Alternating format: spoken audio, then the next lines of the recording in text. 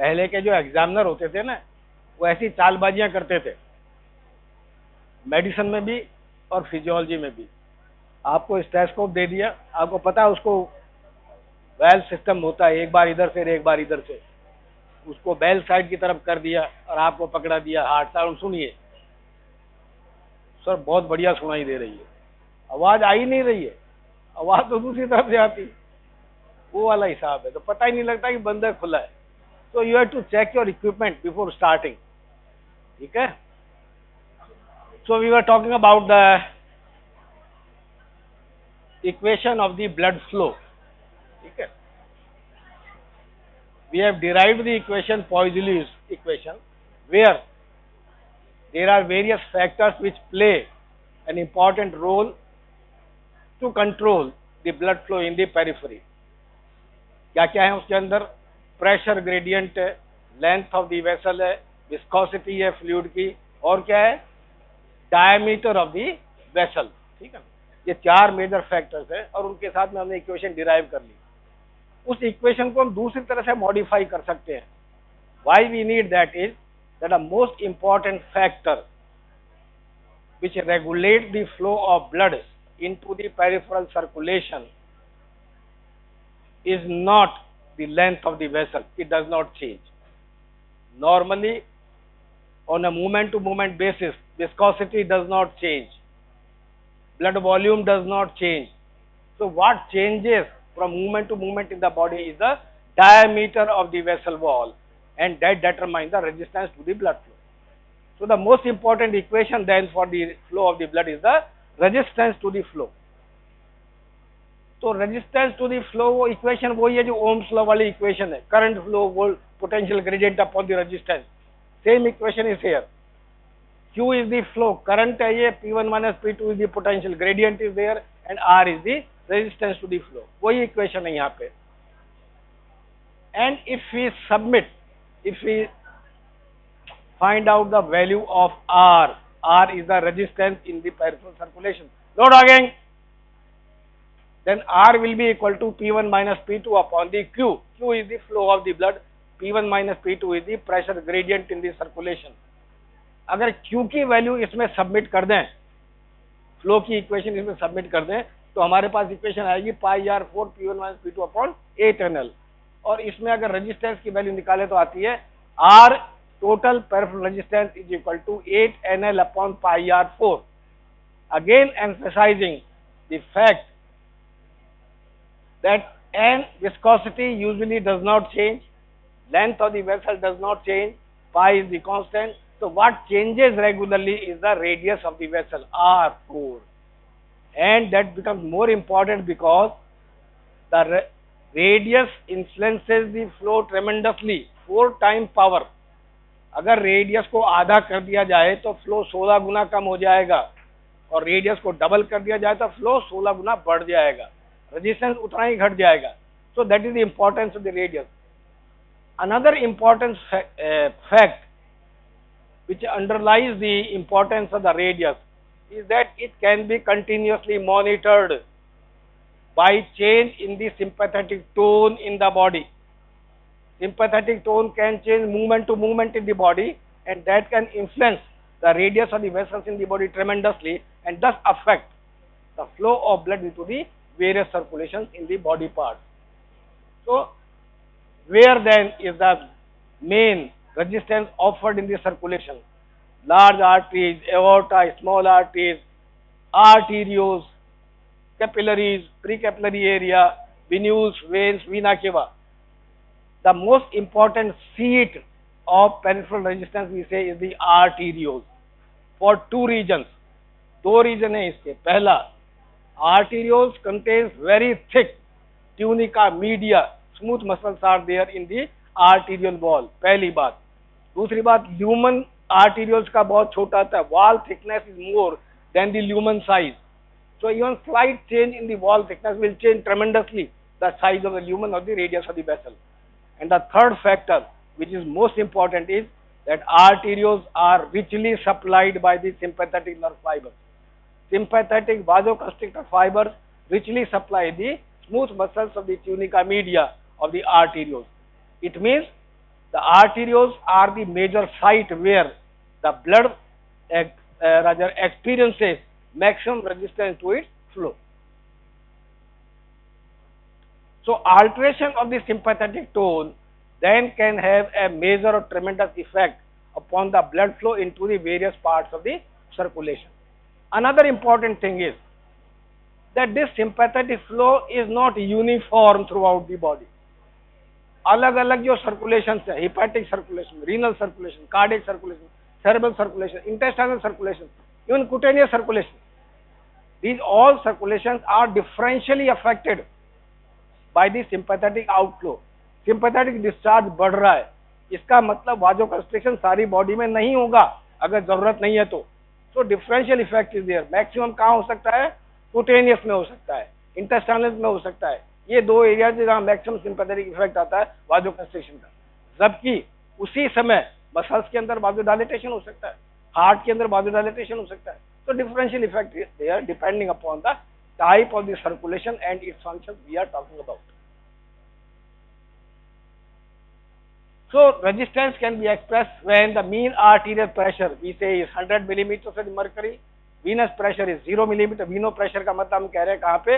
Right atrial pressure की बात कर रहे हैं हम. Pressure gradient is 100 millimeters of mercury, cardiac output is 100 millilitre पर सेकंड. ये अराउंड 6 लीटर के करीब आ जाता है ये. तो then total peripheral resistance will be equal to 1 PRU. PRU मतलब peripheral resistance unit is there. इसकी और कोई यूनिट नहीं है. And as we know the pulmonary circulation is relatively a low pressure area circulation. Why pressure is low? Because the resistance is low in the pulmonary circulation. And why resistance is low? Three factors. Pulmonary vessels are wider. Okay, they are shorter and have got a relatively less autonomic supply. तो उन पे वाजोकंस्ट्रिक्शन का उतना effect नहीं आता sympathetic supply का.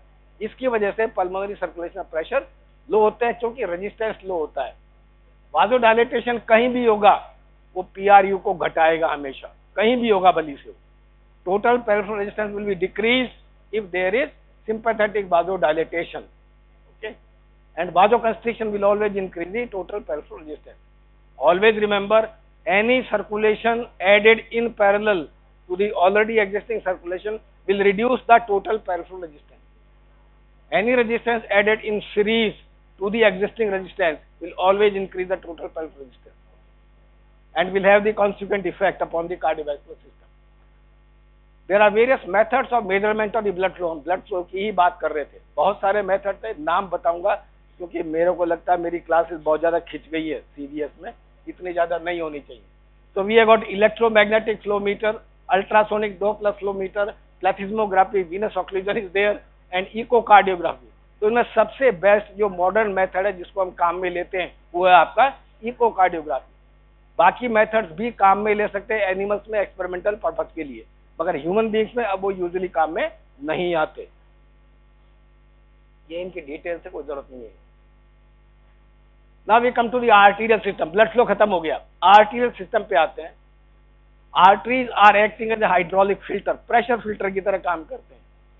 ये हम ऑलरेडी देख चुके हैं that when the systole is there, left ventricle ejects blood into the aorta. Aorta is mainly aortic valves are mainly consisting of the elastic fibers. So when large amount of blood comes into the aorta, then the rate of outflow from the aorta is less than the rate of inflow into the aorta. At given particular time, aorta में जितना blood आ रहा है ejection से उतनी तेजी से blood बाहर नहीं जा रहा. इसका मतलब एओर्टा में ब्लड का वॉल्यूम बढ़ता है. And because of the elastic nature of the aorta accommodates that blood by increasing its diameter. And then because of the elasticity there is a recoil tendency of the elastic tissue and the blood is flowing into the forward direction. This is the phenomena which is known as the, क्या कहते हैं इसको, windkessel effect. And the arteries that the large arteries are known as the wind castle arteries. ये proper diagram है जो पहले शुरू में बताया था वो गलत था. यहां देखिएगा, flow is pulsatile into the arterial system continuously till the arterioles are reached. Because of the high resistance of the arterioles in the thick wall, the fluctuations are damped down completely and the flow becomes non-pulsatile and continuous flow is there. ये हम already बात कर चुके हैं. Another feature of the system, vascular system in the periphery is the compliance. Compliance का मतलब है कि कितना वॉल्यूम उसमें डाला जाए तो उसका इंक्रीज वॉल्यूम कितना होगा, प्रेशर कितना बढ़ेगा comparatively. What is the compliance of the system? Arteries are not compliant arteries, they are not compliant vessels. Compliance सबसे ज्यादा कहां होगी? वेन्स में होती है. ऐसा क्यों कहते हैं हम? Because if we push the pressure in the artery and veins, ये हम यहां देख लेते हैं, as the volume in the arteries increases, even a slight increase of volume from this level to this level, यहां से यहां तक इतना सा वॉल्यूम बढ़ा है, and is a tremendous rise in the arterial pressure. It means arteries cannot accommodate more blood without rising its pressure. There will be tremendous rise in the pressure even with a small increase in the arterial side volume. While on the venous side, a greater tremendous increase in the volume will cause increase in the pressure. It means veins can accommodate large amount of the blood with little rise in the pressure. So we are calling them as the capacitance vessels are there. This explains more clearly. ये आपकी arterial system है, arteries है, central वाली normal line है. Even a slight change in the volume from this place to this place, there is a steep rise in the arterial pressure.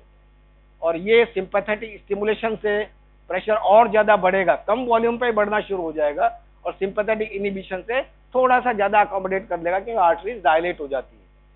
On the other side you can see the veins, the volume is much more. 1500 से 2500 तक की बात कर रहे हैं हम.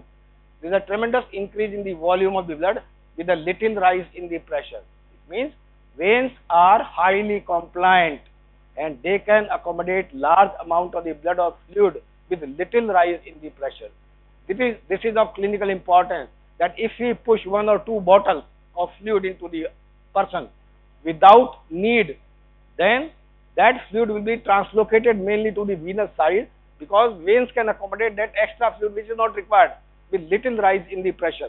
अगर arterial side में इतना प्रेशर डाल देगा तो प्रेशर शूट हो जाएगा 300 मिलीमीटर तक, वो रोका जाता है. वो वेन्स का काम है.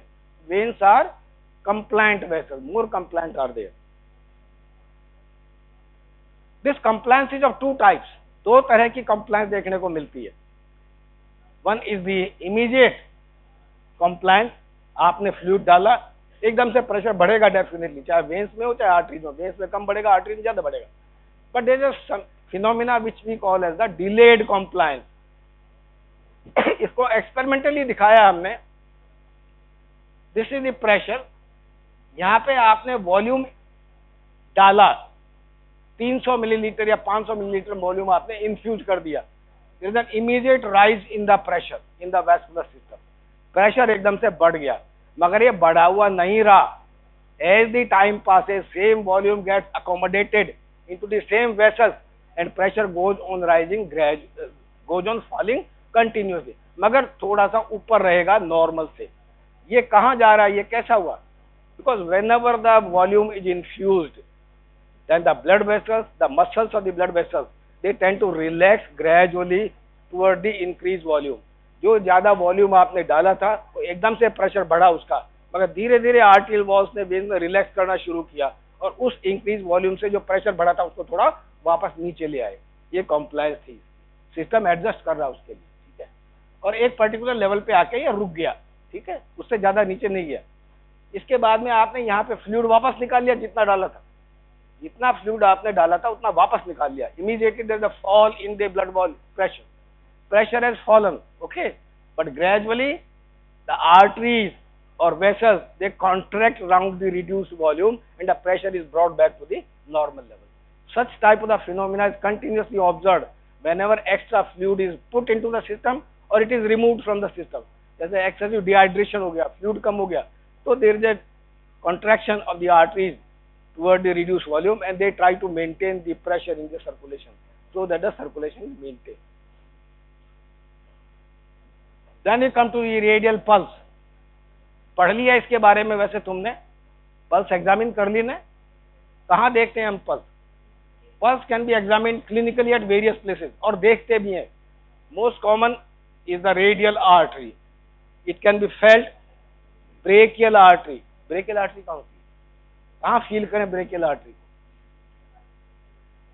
क्यूबाइटल फोसा में, तो नीचे चली जाती है, थोड़ी डीप चली जाती है। ब्रेकियल आर्टरी को कहाँ फील कर सकते हैं? ब्रेकियल आर्टरी हाथ में होती है, यहाँ कहाँ फील कर सकते हैं ब्रेकियल आर्टरी? क्यूबाइटल फोसा में। मेरे ख्याल से अगर यहाँ फील करें तो ज्यादा बेटर है। यहाँ सुपरफिशियल होती है आर्टरी मीडियल साइड में, it is more superficial than at this place, that much I remember. यहाँ से ज्यादा सुपरफिशियल इस तरफ होती है, यहाँ पे ज्यादा बेटर फील होती है। चलिए कोई बात नहीं। तो we can feel the brachial artery pulse. और क्लिनिकली अगर पेशेंट सीरियस है, रेडियल पल्स नहीं मिल रही, तो कहाँ देखेंगे? कैरोटिड पल्स देखेंगे। ये कहाँ देखेंगे हम? कहाँ रखेंगे उंगलियों को? कहाँ फील करेंगे carotid pulse? Just lateral to trachea और medial to the sternomastoid muscle. ठीक है, ये जो बीच में गैप आ रहा है, ग्रूव, यहाँ पे आप डिप करेंगे और यहाँ फील करेंगे। ध्यान दीजिएगा, नॉर्मल आदमी में इसको ज्यादा ऊपर से नहीं फील करना होता। क्यों? यहाँ फील नहीं करना होता इस जगह पे। यहाँ कैरोटिड साइनस होता है और कैरोटिड साइनस में वेगस नर्व आती है। ज्यादा जोर से आपने किसी के दबा दिया तो वेगल स्टिमुलेशन होगा और हार्ट जो है ब्रेडिकार्डिया में चला जाएगा, बंद भी हो सकता है। ये पिक्चर में दिखाते ना, यहाँ दबाया और वो मरीज बेहोश हो गया इमीडिएटली।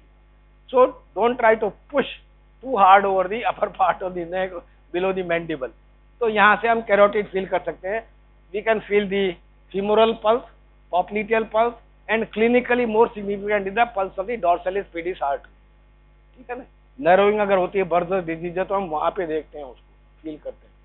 पल्स के रेडियल पल्स जब हम फील करते हैं तो फील के साथ में क्लिनिकली हम उसको रिकॉर्ड भी कर सकते हैं। कभी जरूरत नहीं पड़ती, मगर हम क्लिनिकली कर सकते थे, पहले करते थे। उसका इंस्ट्रूमेंट भी आता था।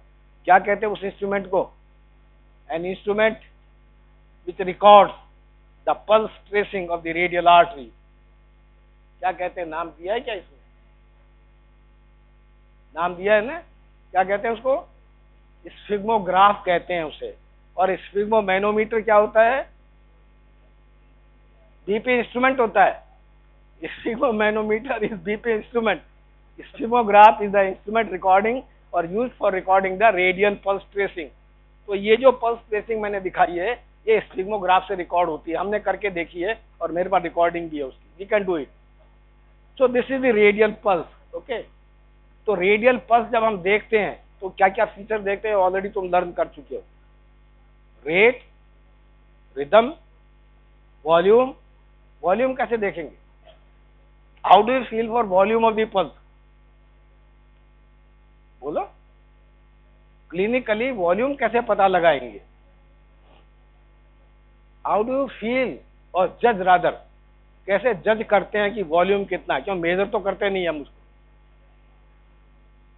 कैसे करते हैं? पल्स देखी है ना तुमने, आपस में देखी होगी लैब में।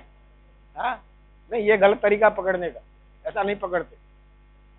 ये जानना जरूरी है कि पल्स को फील कैसे करते हैं। अस्पताल में जाओगे, डॉक्टर के पास टाइम नहीं है, जैसे हाथ पकड़ में आता है वो जैसे जांच लेता है पल्स, मगर सही तरीका क्या है? इधर हाथ मत बढ़ा यार।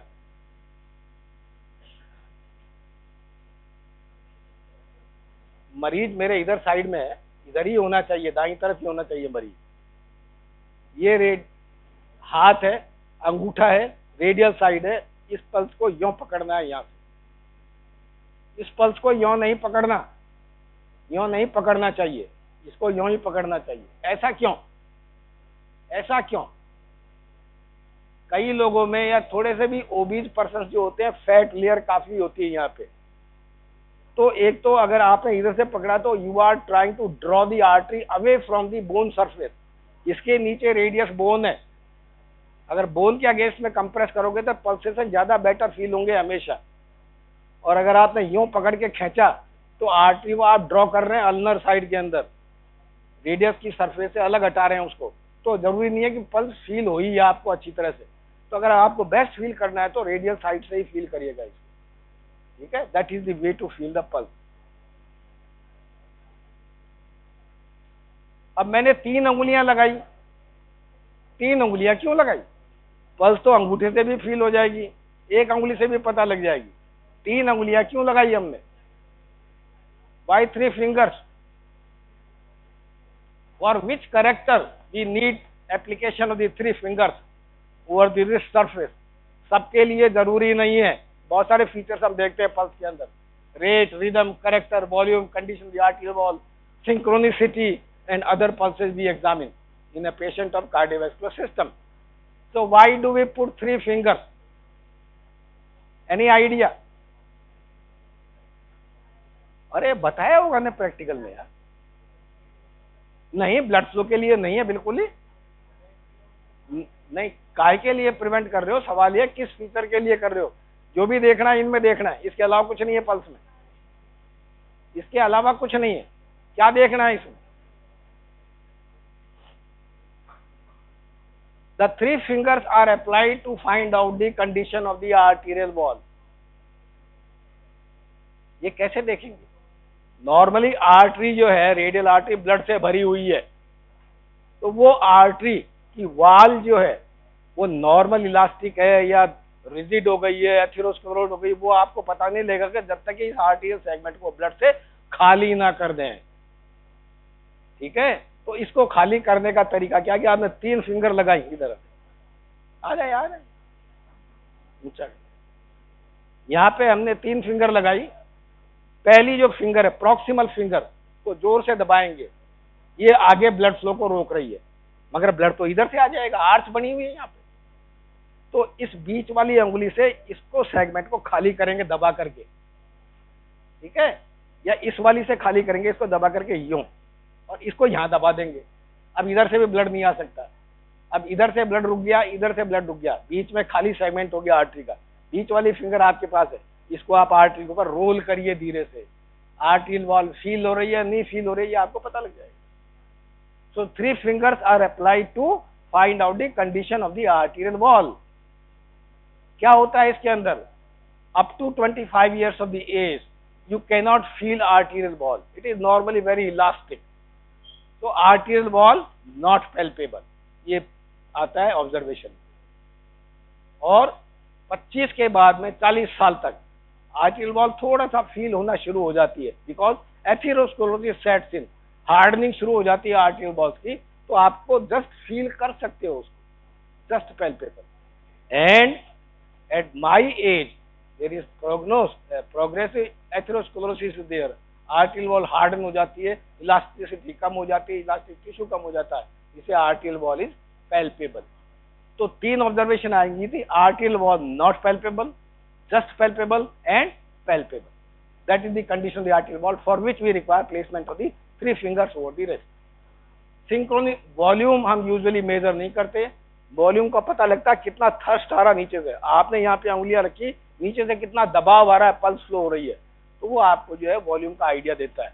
तो वॉल्यूम का blood pulse can be full and bounding pulse as in aortic regurgitation, pulse बहुत ज्यादा वॉल्यूम की होती है, और एनीमिया के अंदर भी पल्स बहुत ज्यादा आएगी क्योंकि उसमें वॉल्यूम बढ़ा हुआ होता है। और अगर ब्लड प्रेशर लो है तो pulse will be less volume, थ्रेडी pulse हो जाती है, वो थ्रेडी पल्स इधर बहुत कम वॉल्यूम होता है, जरा सा उठा हुआ था उसके अंदर। सिंक्रोनिसिटी में आपको दोनों आर्टरीज को एक साथ ऑब्जर्व करना पड़ता है। तो you have to radial synchronicity, radio femoral synchronicity you have to observe, ये आपको देखना पड़ता है, ठीक है।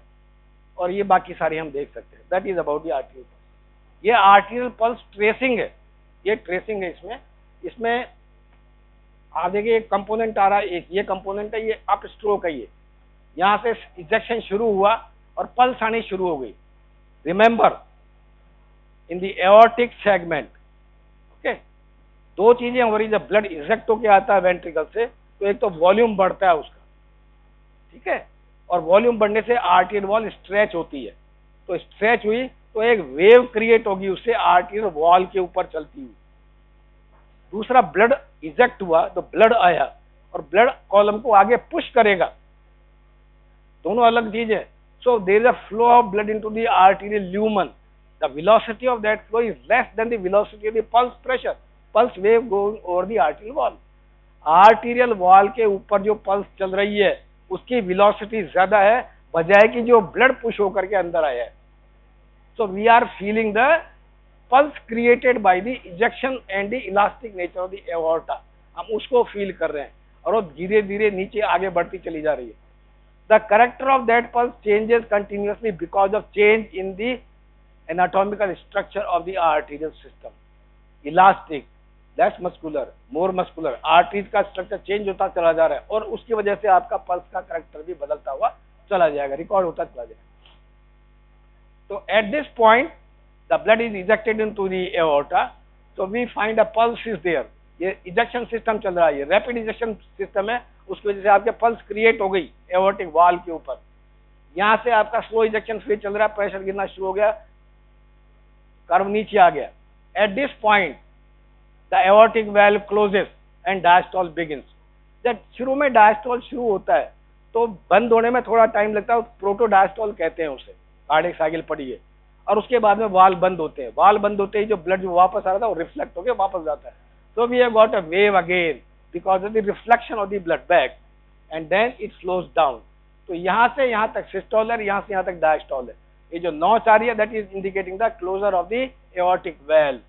So this notch is known as a diacrotic notch and this curve is known as a diacrotic wave.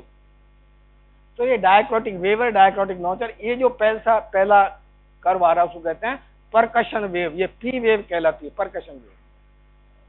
ये कर्व जो दिखेगा आपको आर्टेरियल रेडियल आर्टरी पे ही दिखेगा. अगर इस कर्व को या इसी फीचर को आप एओर्टा पे या और लार्ज आर्टरी पे रिकॉर्ड करेंगे तो ये शेप नहीं आएगी, उसकी शेप नहीं आएगी. उसकी शेप कैसी आएगी?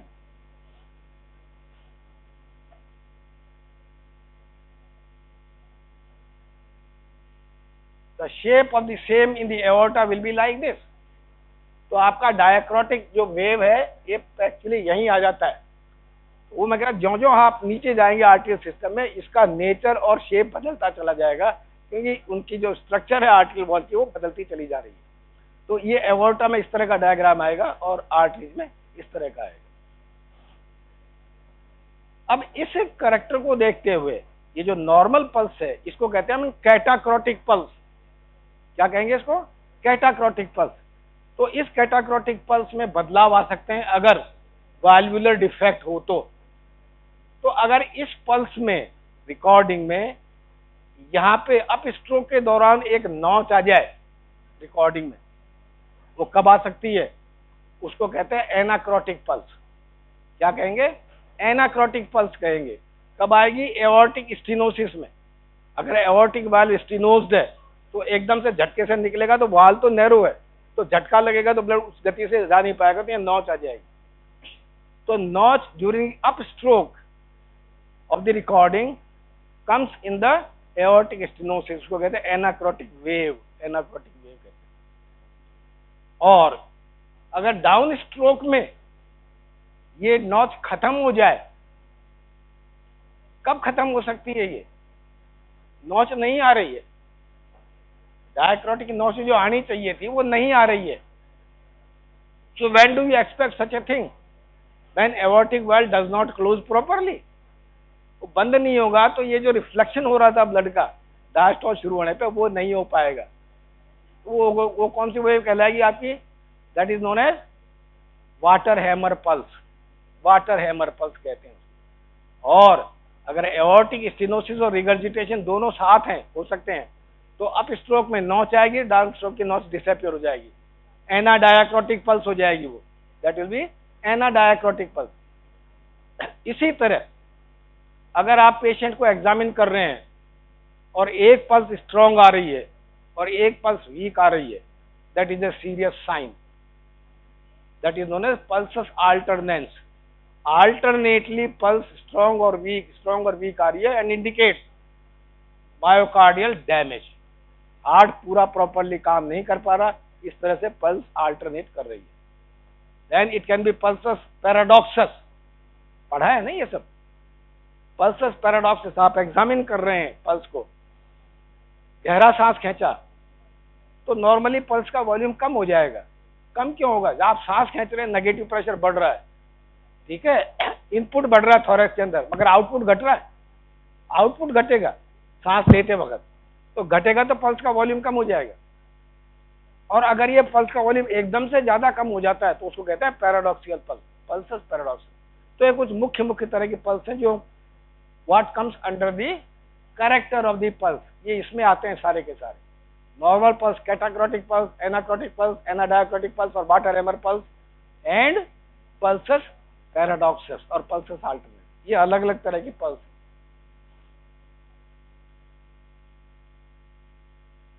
Now come to the major topic of the cardiovascular system, blood pressure.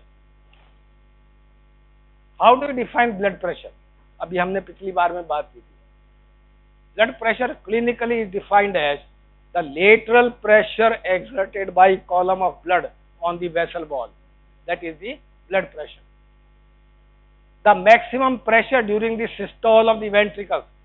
Arteries में कितना ब्लड प्रेशर है जब वेंट्रिकल का सिस्टोल हो रहा होता है, उसको हम सिस्टोलिक प्रेशर कहते हैं। और ब्लड वेसल्स में डायस्टोल के दौरान कितना प्रेशर होता है वो डायस्टोलिक प्रेशर कहलाता है। हम हार्ट के प्रेशर की बात नहीं कर रहे, ब्लड वेसल्स के प्रेशर की बात कर रहे हैं। So maximum pressure in the blood vessels during ventricular systole is the systolic pressure, minimum pressure in the blood vessels during the diastole of the heart is the diastolic pressure. Then pulse pressure is the difference of the two. Systolic pressure minus diastolic pressure is the pulse pressure. ये भी बदलता है as के हिसाब से और factors नहीं है। Mean arterial pressure is the mean of systolic and diastolic pressure. तो मीन निकालने के कई तरीके हैं। सिस्टोलिक और डायस्टोलिक को नाप लिया, दोनों में जोड़ करके 2 का भाग दे दिया, वो तो आपका अरिथमेटिक मीन आ गया। मगर ऐसा नहीं होता, वो गलत तरीका है। गलत तरीका इसलिए है कि कार्डियक साइकिल में सिस्टोल 0.3 सेकंड का है, डायस्टोल 0.5 सेकंड का है। इसका मतलब सर्कुलेटरी सिस्टम में प्रेशर, डायस्टोलिक प्रेशर ज्यादा समय तक रहता है, सिस्टोलिक प्रेशर कम समय तक रहता है। इसलिए मीन प्रेशर डायस्टोलिक प्रेशर के ज्यादा निकट होना चाहिए बजाय सिस्टोलिक प्रेशर के। तो calculation of the mean arterial pressure is diastolic pressure 1 और 1/3 ऑफ द पल्स प्रेशर, ये एक तरीका है, ठीक है। दूसरा तरीका systolic plus twice diastolic upon 3 upon 2 other, systolic plus twice diastolic upon 3, 2/3 हो जाएगा, 2/3। So that is the mean arterial pressure normally comes to about 93 millimeters of the mercury. Arithmetic mean is 100 millimeters of the mercury और calculation के लिए हम वही काम में लेते हैं ज्यादातर। मगर आपको कैलकुलेट करना है क्लिनिकली तो वो आपको डायस्टोलिक के ज्यादा नजदीक आएगा। So that is about 93 millimeters of mercury is the mean arterial pressure. Measurement कैसे कर सकते हैं? Methods of measurement of the blood pressure clinically आप कर चुके हो तो ज्यादा डिटेल में नहीं जाएंगे, कुछ मोटे पॉइंट देखेंगे। कार्डियक कैथेटराइजेशन के दौरान आप प्रेशर मेजर कर सकते हैं। वो आप जब भी आप कोरोनरी एंजियोग्राफी करते हैं you can measure the pressure also, pressure device लगा करके। इससे कौन सा प्रेशर मेजर करेंगे हम? टोटल प्रेशर मेजर होगा इसमें लेटरल प्रेशर मेजर नहीं होगा, ठीक है। Catheter will be facing the upstream of the flow, so pressure measured will be the total pressure of the circulation instead of the lateral pressure. स्पिगमोमैनोमीटर से हम जानते ही हैं, हम सभी कर रहे हैं उसको। स्पिगमोमैनोमीटर कई तरह के होते हैं। सबसे पुराना आपका मरकरी मैनोमीटर टाइप है जो आजकल काम में नहीं लेते, सरकार ने बंद कर दिया, इनका बैन कर दिया इसको काम में लेना, क्योंकि मरकरी कई बार स्पिल हो जाता है और that can be toxic, that can be harmful. तो उसकी बजाय कई तरह के इंस्ट्रूमेंट आ गए। एनोरॉइड टाइप आ गया, उसमें वो गोला बना हुआ होता है, सुई घूमती है, प्रेशर बढ़ाओगे तो सुई घूमेगी एनोरॉइड में और आप प्रेशर नाप सकते हैं। इलेक्ट्रॉनिक आ गए तो आपको कुछ भी करने की जरूरत नहीं, कोई भी नाप लेता है, बांधा बटन दबाया प्रेशर आ जाता है अपने आप। इलेक्ट्रॉनिक एंड आईसीयू में ऑटोमेटिक चलता रहता है, हर 5 मिनट अपने आप जो है प्रेशर बढ़ेगा, रिकॉर्ड करेगा और ऑफ हो जाएगा, automatic recording is there. So various methods are there. जब भी हम ब्लड प्रेशर क्लिनिकली मेजर करते हैं तो 2 तरीके हैं मेजर करने के, 2 तरीके से करना चाहिए। One is the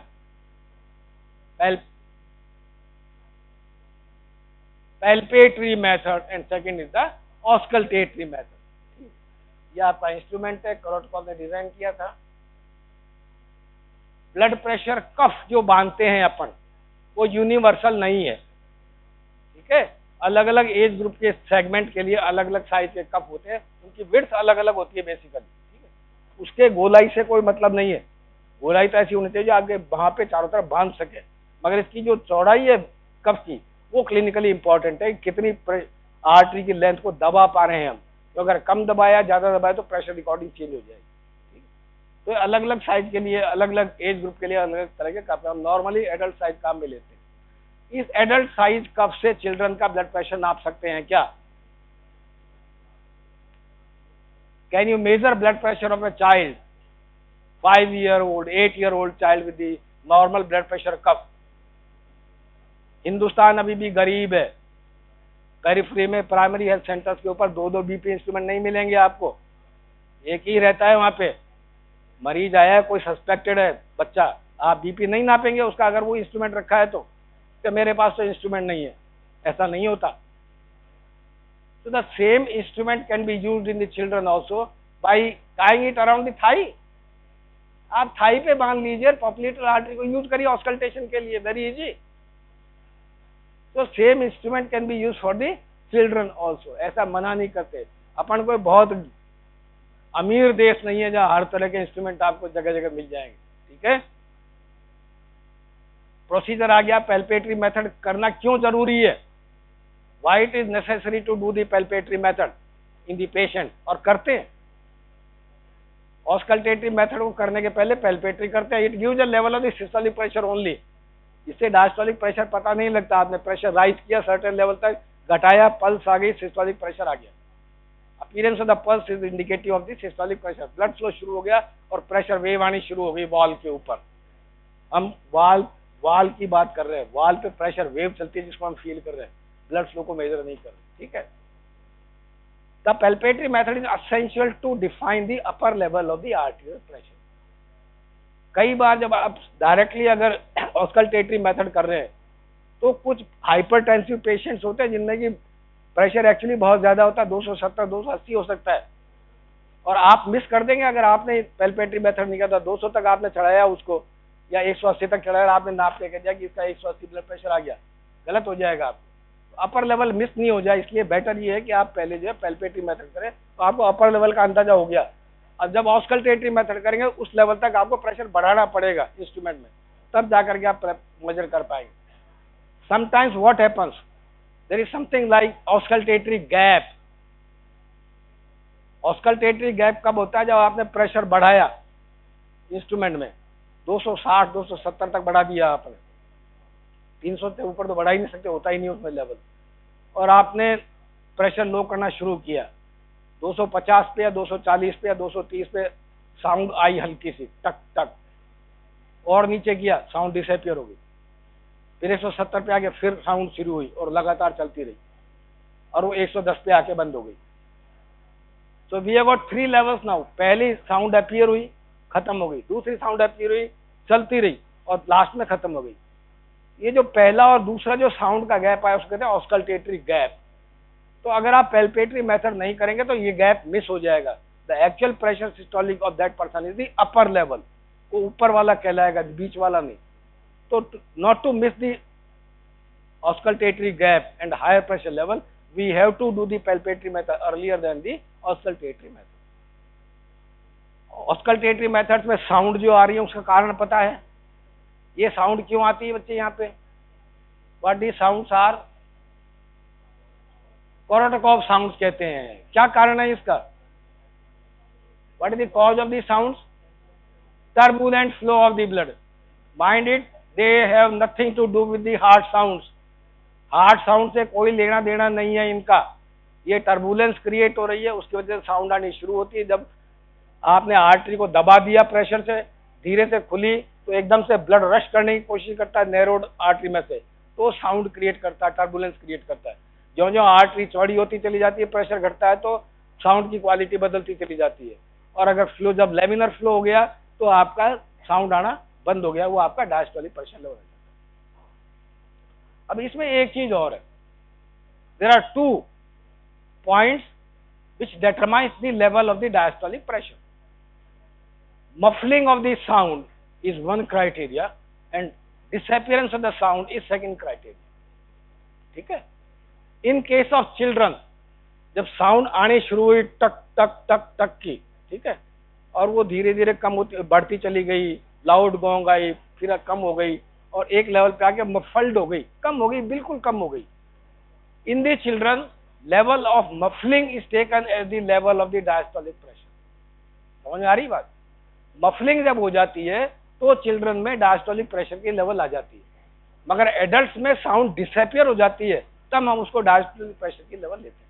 that is the difference of observation of the diastolic pressure in case of children and adults. There are other methods of measuring the arterial pressure of core. Now, what determines the blood pressure?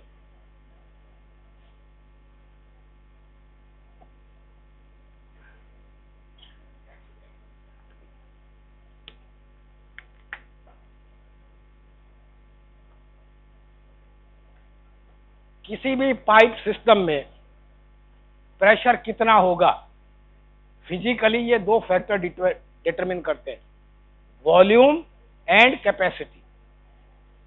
आपके पास volume, fluid का कितना volume है और उस system की capacity कितनी है, ये दो फिजिकल फैक्टर्स हैं जो डिटरमिन करते हैं कि प्रेशर कितना होना चाहिए. कमिंग टू दी बॉडी, हमारे सिस्टम की जब हम बात करेंगे तो इसको कहेंगे volume is determined by the blood volume. Blood volume कितना है और दूसरा वैस्कुलर कैपेसिटी कितनी है.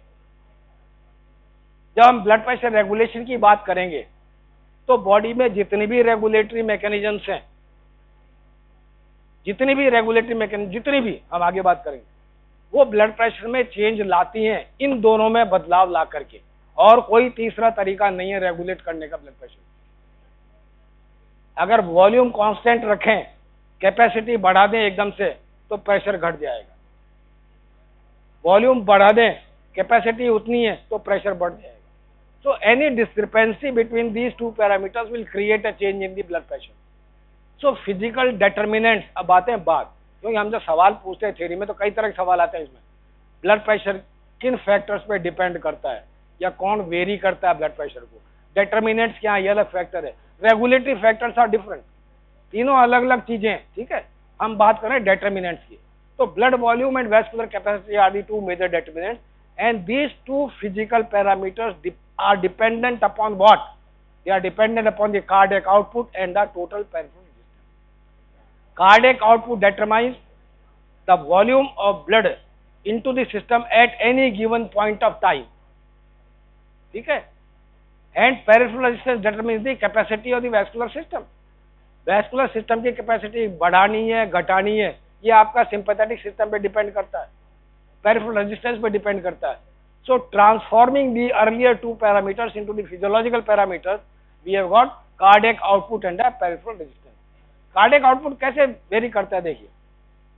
जब वेंट्रिकल ब्लड इजेक्ट करता है, ठीक है, जैसा मैं पहले बता चुका हूँ, जब वेंट्रिकल ब्लड इजेक्ट करता है तो एओर्टा एक्सपेंड होता है और वहां पे ब्लड इकट्ठा हो जाता है.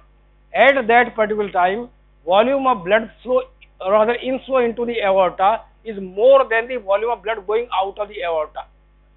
जितना तेजी से ब्लड बाहर जा रहा है एओर्टा से, उससे ज्यादा तेजी से ब्लड अंदर आ रहा है एओर्टा में वेंट्रिकल से. इसका मतलब at any given time in the arterial system the volume of blood is increasing without increasing the capacity. So pressure rises from diastolic level to the systolic level.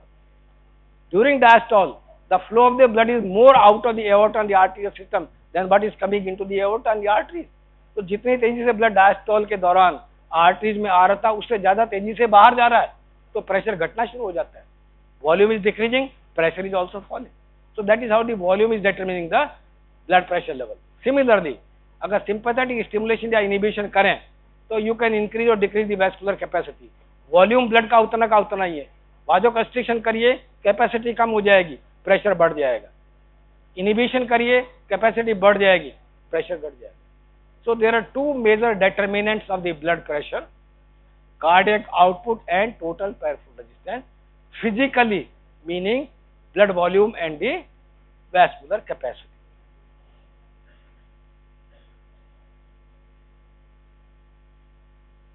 ये determinants आ गए, उन्हीं को explain किया है, बाकी इसको छोड़ दें, दिखेगा भी नहीं कुछ. So what are the factors which causes variation in the blood pressure?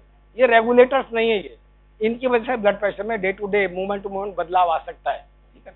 उस बदलाव को रेगुलेट करना तीसरे सिस्टम का काम है। So blood pressure can vary according to the age. जब बच्चा पैदा होता है ब्लड प्रेशर कम होता है, रिक्वायरमेंट भी नहीं है परफ्यूजन की, इतना बड़ा सर्कुलेशन ही नहीं है, pressure is relatively less. As the age advances pressure goes on rising, okay, and at the adult level of 20 years it assumes the normal level of systolic pressure is 120 millimeters of mercury and diastolic pressure as 80 millimeters of mercury. Systolic pressure normally varies from 80 to 120 millimeters of mercury, ये variation है normal, and diastolic pressure varies from 60 to 90 millimeters of mercury.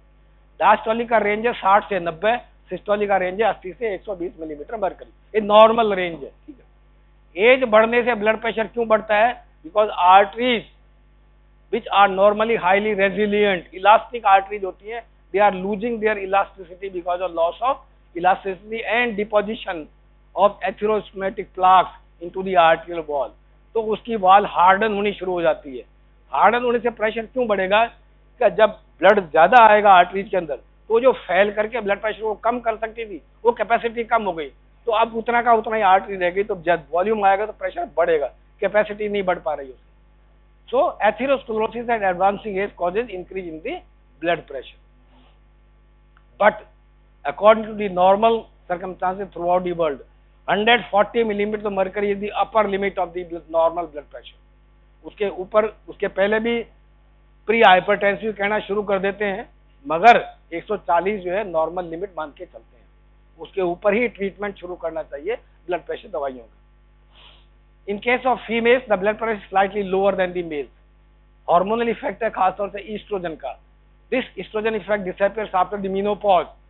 45 से 50 साल की उम्र पे जब females में menopause आता है तो ईस्ट्रोजन का प्रोटेक्टिव इफेक्ट खत्म हो जाता है, and after beyond that the pressure levels in the male and female rises accordingly, बराबर हो जाता है। मगर नॉर्मली एडल्ट एज के अंदर, रिप्रोडक्टिव एज के अंदर फीमेल्स का ब्लड प्रेशर लोअर होता है बजाय मेल्स के। आफ्टर मील्स, खाना खाने के बाद ब्लड प्रेशर को क्या होगा? What will happen? What do we expect to happen? क्या होना चाहिए खाना खाने के बाद में? क्या होता है सर्कुलेशन में? There is increase in the blood flow into the intestine, ठीक है ना। इंटेस्टाइनल ब्लड फ्लो बढ़ता है, एंटरिक सर्कुलेशन में ब्लड फ्लो बढ़ जाता है, वहां की वेसल्स ओपन अप होती हैं। इसका मतलब पैरेलल में रेजिस्टेंस घट रहा है, आप ऐड कर रहे हो, पैरेलल में रेजिस्टेंस ऐड करेगा, टोटल पैरेलल रेजिस्टेंस घटेगा। तो दो फैक्टर होंगे, क्योंकि ब्लड फ्लो ज्यादा चाहिए तो सिस्टोलिक प्रेशर तो बढ़ता है और डायस्टोलिक प्रेशर घट जाता है, क्योंकि आप पैरेलल में जब ऐड करें तो डायस्टोलिक प्रेशर को घटाएगा। So after meals there is a slight increase in the systolic pressure and there is a slight decrease in the diastolic pressure. फिर डायरनल वेरिएशन सुबह शाम 24 घंटे में बदलाव आता है आपका। सुबह नॉर्मली जब हम किसी भी आदमी को बीपी का इलाज शुरू करते हैं या बीपी मेजर करते हैं तो हमको नॉर्मल लेवल एस्टैब्लिश करनी होती है।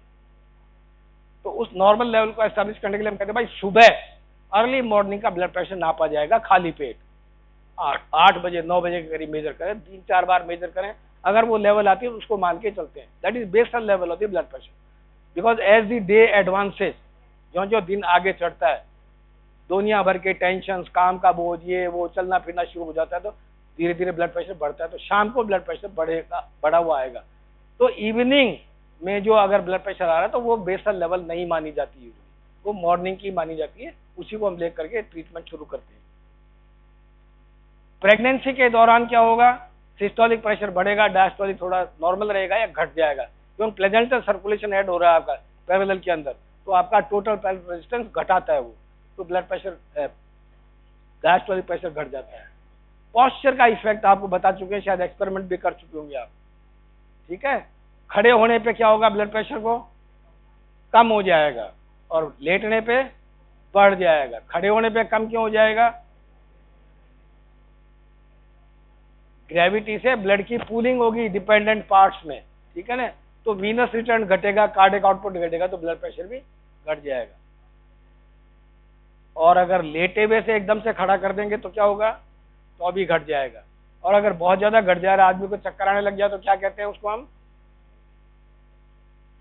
पोस्चुरल हाइपोटेंशन कहते हैं ये, ठीक है, पोस्चुरल हाइपोटेंशन। एक्सरसाइज से क्या इफेक्ट आएगा ब्लड प्रेशर के ऊपर? Depends, exercise effect always depends upon the grade of exercise. Grade कितनी है? माइल्ड एक्सरसाइज का अलग इफेक्ट है, मॉडरेट का अलग इफेक्ट है, और सीवियर एक्सरसाइज का अलग इफेक्ट है। ये एक्सरसाइज हम अगली बार करेंगे, ठीक है।